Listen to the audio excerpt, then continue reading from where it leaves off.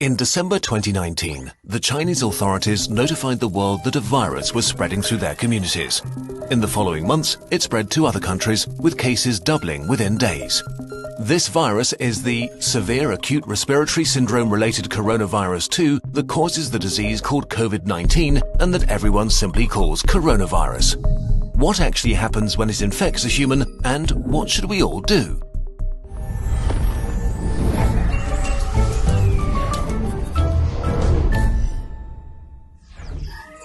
A virus is really just a hull around genetic material and a few proteins, arguably not even a living thing. It can only make more of itself by entering a living cell. Corona may spread via surfaces, but it's still uncertain how long it can survive on them.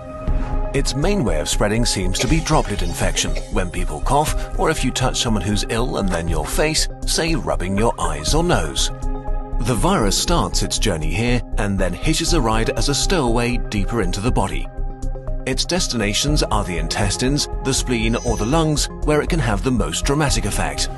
Even just a few coronaviruses can cause quite a dramatic situation. The lungs are lined with billions of epithelial cells. These are the border cells of your body, lining your organs and mucosa, waiting to be infected. Corona connects to a specific receptor on its victim's membranes to inject its genetic material. The cell, ignorant of what's happening, executes the new instructions, which are pretty simple: copy and reassemble.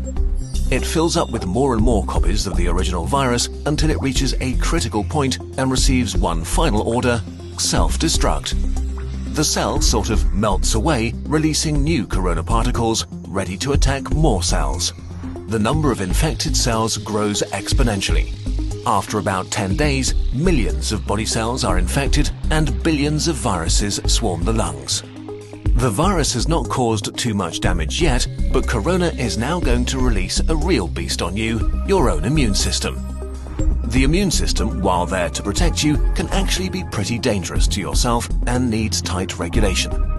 And as immune cells pour into the lungs to fight the virus, corona infects some of them and creates confusion. Cells have neither ears nor eyes. They communicate mostly via tiny information proteins called cytokines. Nearly every important immune reaction is controlled by them.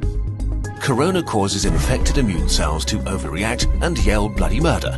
In a sense, it puts the immune system into a fighting frenzy and sends way more soldiers than it should, wasting its resources and causing damage. Two kinds of cells in particular wreak havoc. First, neutrophils, which are great at killing stuff, including ourselves. As they arrive in their thousands, they start pumping out enzymes that destroy as many friends as enemies. The other important type of cells that go into a frenzy are killer T cells, which usually order infected cells to commit controlled suicide. Confused as they are, they start ordering healthy cells to kill themselves too. The more and more immune cells arrive, the more damage they do, and the more healthy lung tissue they kill. This might get so bad that it can cause permanent, irreversible damage that leads to lifelong disabilities. In most cases, the immune system slowly regains control.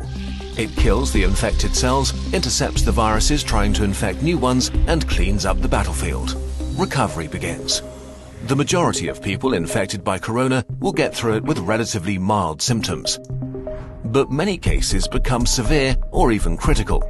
We don't know the percentage because not all cases have been identified, but it's safe to say that there is a lot more than with the flu. In more severe cases, millions of epithelial cells have died, and with them, the lung's protective lining is gone. That means that the alveoli, tiny air sacs via which breathing occurs, can be infected by bacteria that aren't usually a big problem.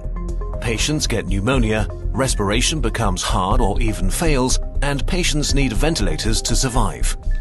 The immune system has fought at full capacity for weeks and made millions of antiviral weapons. And as thousands of bacteria rapidly multiply, it is overwhelmed. They enter the blood and overrun the body. If this happens, death is very likely. The coronavirus is often compared to the flu, but actually, it's much more dangerous.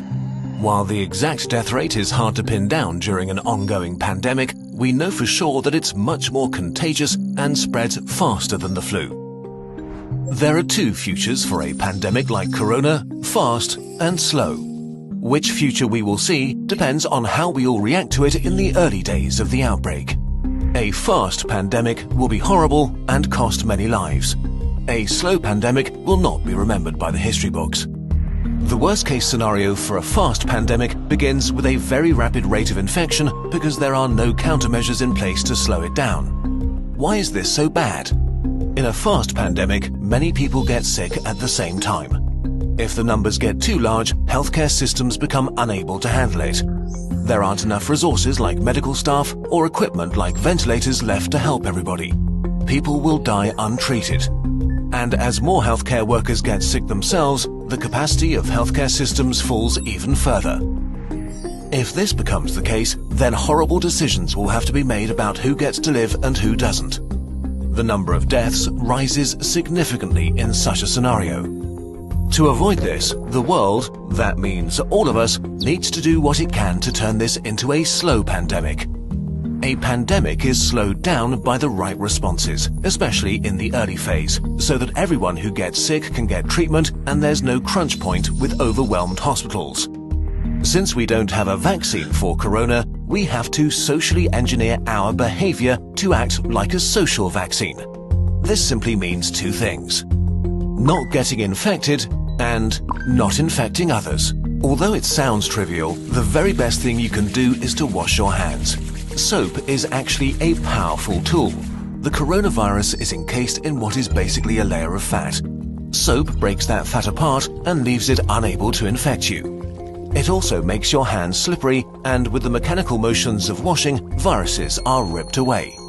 To do it properly, wash your hands as if you've just cut up some jalapenos and want to put in your contacts next. The next thing is social distancing, which is not a nice experience, but a nice thing to do. This means no hugging, no handshakes.